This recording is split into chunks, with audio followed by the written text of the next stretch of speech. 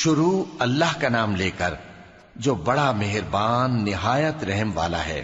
لوگو اپنے پروردگار سے ڈرو کہ قیامت کا زلزلہ ایک حادثہ عظیم ہے۔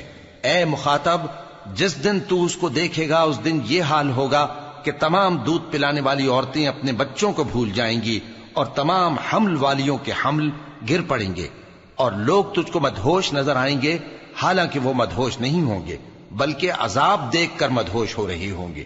بے شک اللہ کا عذاب بڑا سخت ہے۔ اور بعض لوگ ایسے ہیں جو اللہ کی شان میں علم کے بغیر جھگڑتے اور ہر شیطان سرکش کی پیروی کرتے ہیں، جس کے بارے میں لکھ دیا گیا ہے کہ جو اسے دوست رکھے گا تو وہ اس کو گمراہ کر دے گا اور دوزخ کے عذاب کا رستہ دکھائے گا۔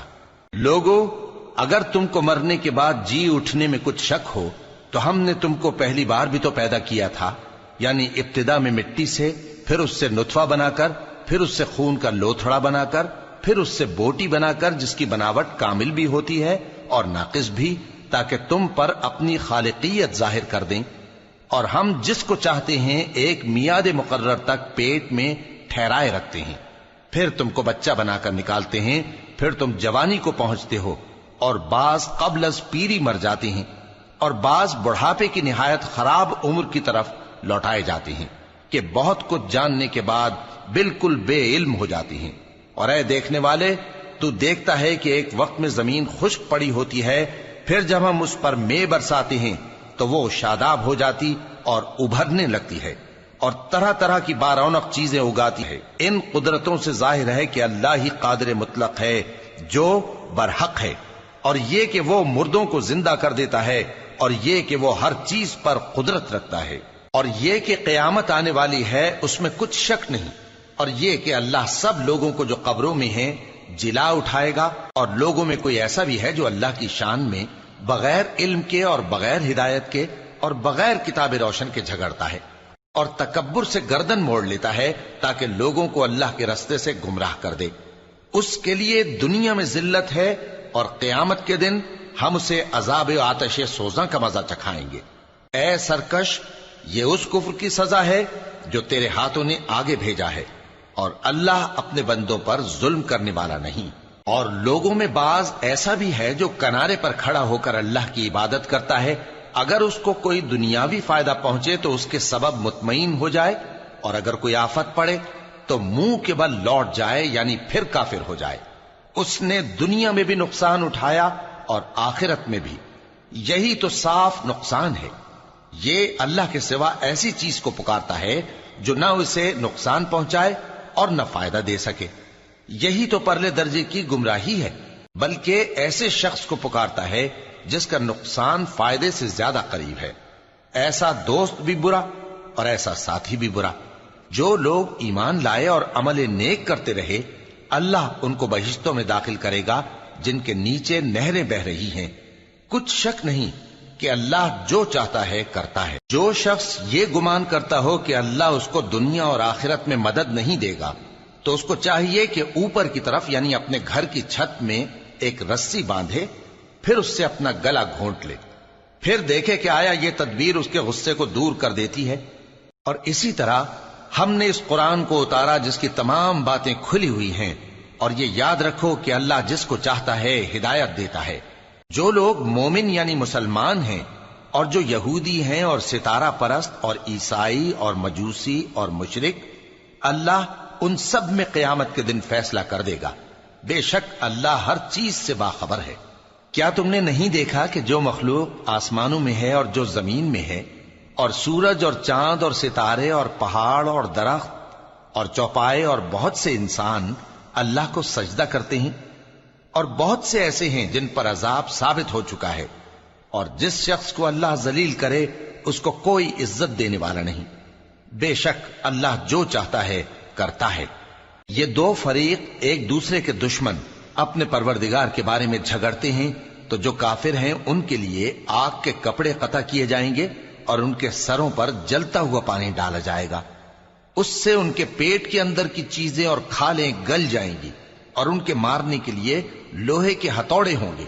جب وہ چاہیں گے کہ اس رنج و تکلیف کی وجہ سے دوزخ سے نکل جائیں تو پھر اسی میں لوٹا دیے جائیں گے، اور کہا جائے گا کہ جلنے کے عذاب کا مزہ چکھتے رہو۔ جو لوگ ایمان لائے اور عمل نیک کرتے رہے، اللہ ان کو بہشتوں میں داخل کرے گا جن کے تلے نہریں بہ رہی ہیں، وہاں ان کو سونے کے کنگن پہنائے جائیں گے اور موتی، اور وہاں ان کا لباس ریشمی ہوگا، اور ان کو اچھی بات کی طرف رہنمائی کی گئی اور خوبیوں والے مالک کی راہ بتائی گئی۔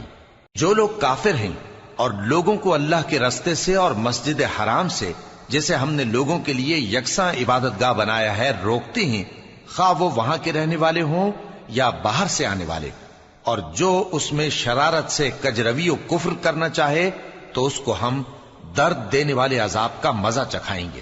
اور ایک وقت تھا جب ہم نے ابراہیم کو خانہ کعبہ کا مقام بتا دیا اور ارشاد فرمایا کہ میرے ساتھ کسی چیز کو شریک نہ کیجو، اور طواف کرنے والوں اور قیام کرنے والوں اور رکوع کرنے والوں اور سجدہ کرنے والوں کے لیے میرے گھر کو صاف رکھا کرنا، اور لوگوں میں حج کے لیے اعلان کر دو کہ تمہاری طرف پیدل اور دبلے دبلے اونٹوں پر جو دور دراز رستوں سے چلے آتے ہوں سوار ہو کر چلے آئیں، تاکہ اپنے فائدے کے کاموں کے لیے حاضر ہوں۔ اور قربانی کی ایام معلوم میں مویشی چوپایوں کے ذبح کے وقت جو اللہ نے ان کو دیے ہیں ان پر اللہ کا نام لے۔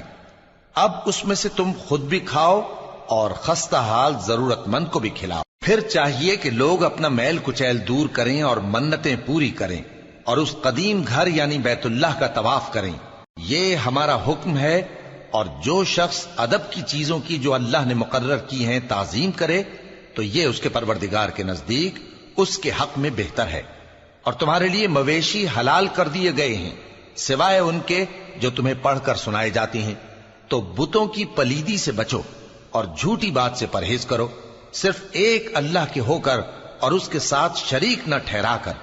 اور جو شخص کسی کو اللہ کے ساتھ شریک مقرر کرے تو وہ گویا ایسا ہے جیسے آسمان سے گر پڑے، پھر اس کو پرندے اچک لے جائیں یا ہوا کسی دور کی جگہ اڑا کر پھینک دے۔ یہ ہمارا حکم ہے۔ اور جو شخص ادب کی چیزوں کی جو اللہ نے مقرر کی ہیں تعظیم کرے تو یہ کام دلوں کی پرہیزگاری سے ہے۔ ان میں ایک وقت مقرر تک تمہارے لیے فائدے ہیں، پھر ان کو اس قدیم گھر یعنی بیت اللہ تک پہنچنا اور ذبح ہونا ہے۔ اور ہم نے ہر ایک امت کے لیے قربانی کا طریق مقرر کر دیا ہے تاکہ جو مویشی چوپائے اللہ نے ان کو دیے ہیں ان کے ذبح کرنے کے وقت ان پر اللہ کا نام لیں۔ سو تمہارا معبود ایک ہی ہے تو اسی کے فرما بردار ہو جاؤ اور عاجزی کرنے والوں کو خوشخبری سنا دو۔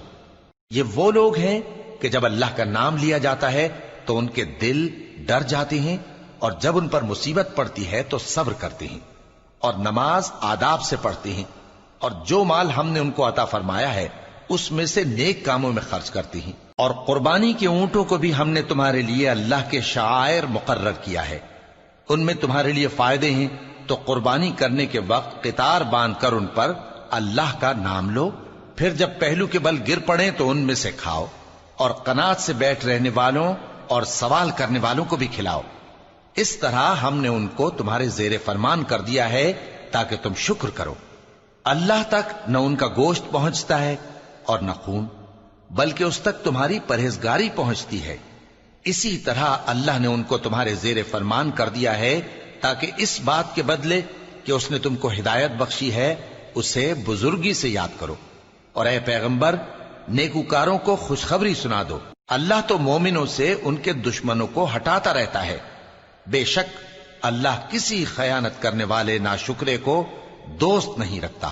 جن مسلمانوں سے خواہ مخواہ لڑائی کی جاتی ہے ان کو اجازت ہے کہ وہ بھی لڑیں، کیونکہ ان پر ظلم ہو رہا ہے، اور اللہ ان کی مدد کرے گا، وہ یقیناً ان کی مدد پر قادر ہے۔ یہ وہ لوگ ہیں کہ اپنے گھروں سے ناحق نکال دیے گئے، انہوں نے کچھ قصور نہیں کیا، ہاں یہ کہتے ہیں کہ ہمارا پروردگار اللہ ہے۔ اور اگر اللہ لوگوں کو ایک دوسرے سے نہ ہٹاتا رہتا تو خانقاہیں اور گرجے اور یہودیوں کے عبادت خانے اور مسلمانوں کی مسجدیں جن میں اللہ کا کثرت سے ذکر کیا جاتا ہے گرائی جا چکی ہوتی۔ اور جو شخص اللہ کی مدد کرتا ہے اللہ اس کی ضرور مدد کرتا ہے، بے شک اللہ توانا ہے، غالب ہے۔ یہ وہ لوگ ہیں کہ اگر ہم ان کو ملک میں حکومت دے دیں تو نماز قائم کریں اور زکوٰۃ ادا کریں اور نیک کام کرنے کا حکم دیں، اور برے کاموں سے منع کریں، اور سب کاموں کا انجام اللہ ہی کے اختیار میں ہے۔ اور اگر یہ لوگ تم کو جھٹلاتے ہیں تو ان سے پہلے نوح کی قوم اور عاد اور سمود کی قومیں بھی اپنے پیغمبروں کو جھٹلا چکی ہیں، اور قوم ابراہیم اور قوم لوط بھی، اور مدین کے رہنے والے بھی، اور موسیٰ بھی تو جھٹلائے جا چکے ہیں۔ لیکن میں کافروں کو مہلت دیتا رہا، پھر میں نے ان کو پکڑ لیا، تو دیکھ لو کہ میرا عذاب کیسا سخت تھا۔ چنانچہ بہت سی بستیاں ہیں کہ ہم نے ان کو تباہ کر ڈالا کہ وہ نافرمان تھیں، سو وہ اپنی چھتوں کے بل گری پڑی ہیں، اور بہت سے کنویں بیکار اور بہت سے مضبوط محل ویران پڑے ہیں۔ سو کیا ان لوگوں نے ملک میں سیر نہیں کی تاکہ ان کے دل ایسے ہوتے کہ ان سے سمجھ سکتے، اور کان ایسے ہوتے کہ ان سے سن سکتے؟ بات یہ ہے کہ آنکھیں اندھی نہیں ہوتی، بلکہ دل جو سینوں میں ہیں وہ اندھے ہو جاتے ہیں۔ اور یہ لوگ تم سے عذاب کے لیے جلدی کر رہے ہیں، اور اللہ اپنے وعدے کے خلاف ہرگز نہیں کرے گا۔ اور بے شک تمہارے پروردگار کے نزدیک ایک روز تمہارے حساب کی روح سے 1000 برس کے برابر ہے۔ اور بہت سی بستیاں ہیں کہ میں ان کو مہلت دیتا رہا جبکہ وہ نافرمان تھیں، پھر میں نے ان کو پکڑ لیا، اور میری ہی طرف لوٹ کر آنا ہے۔ اے پیغمبر، کہہ دو کہ لوگوں میں تو تم کو کھلم کھلا خبردار کرنے والا ہوں، تو جو لوگ ایمان لائے اور کام نیک کیے ان کے لیے بخشش اور عزت کی روزی ہے، اور جن لوگوں نے ہماری آیتوں میں اپنے خیال میں ہمیں عاجز کرنے کے لیے دوڑ دھوپ کی، وہ اہل دوزخ ہیں۔ اور ہم نے تم سے پہلے کوئی رسول اور نبی نہیں بھیجا مگر اس کا یہ حال تھا کہ جب وہ کوئی آرزو کرتا تھا تو شیطان اس کی آرزو میں وسوسہ ڈال دیتا تھا، تو جو وسوسہ شیطان ڈالتا ہے اللہ اس کو دور کر دیتا ہے، پھر اللہ اپنی آیتوں کو مضبوط کر دیتا ہے، اور اللہ علم والا ہے، حکمت والا ہے۔ غرض اس سے یہ ہے کہ جو وسوسہ شیطان ڈالتا ہے اس کو ان لوگوں کے لیے جن کے دلوں میں بیماری ہے اور جن کے دل سخت ہیں ذریعہ آزمائش ٹھہرائے۔ بے شک ظالم لوگ مخالفت میں دور جا پڑے۔ اور یہ بھی غرض ہے کہ جن لوگوں کو علم عطا ہوا ہے وہ جان لیں کہ وہ یعنی وحی تمہارے پروردگار کی طرف سے حق ہے، تو وہ اس پر ایمان لائیں اور ان کے دل اللہ کے آگے عاجزی کریں۔ اور جو لوگ ایمان لائے ہیں اللہ ان کو سیدھے رستے کی طرف ہدایت کرتا ہے، اور کافر لوگ ہمیشہ اس کی طرف سے شک میں رہیں گے، یہاں تک کہ قیامت ان پر ناگہاں آ جائے یا ایک نامبارک دن کا عذاب ان پر آ واقع ہو۔ اس روز بادشاہی اللہ ہی کی ہوگی اور وہ ان میں فیصلہ کر دے گا، تو جو لوگ ایمان لائے اور عمل نیک کرتے رہے وہ نعمت کے باغوں میں ہوں گے، اور جو کافر ہوئے اور ہماری آیتوں کو جھٹلاتے رہے ان کے لیے ذلیل کرنے والا عذاب ہوگا۔ اور جن لوگوں نے اللہ کی راہ میں ہجرت کی پھر مارے گئے یا مر گئے ان کو اللہ اچھی روزی دے گا، اور بے شک اللہ بہترین رزق دینے والا ہے۔ وہ ان کو ایسے مقام میں داخل کرے گا جسے وہ پسند کریں گے، اور اللہ تو جاننے والا ہے، بردبار ہے۔ یہ بات اللہ کے ہاں ٹھہر چکی ہے، اور جو شخص کسی کو اتنی ہی ایذا دے جتنی ایذا اس کو دی گئی، پھر اس شخص پر زیادتی کی جائے تو اللہ اس کی مدد کرے گا۔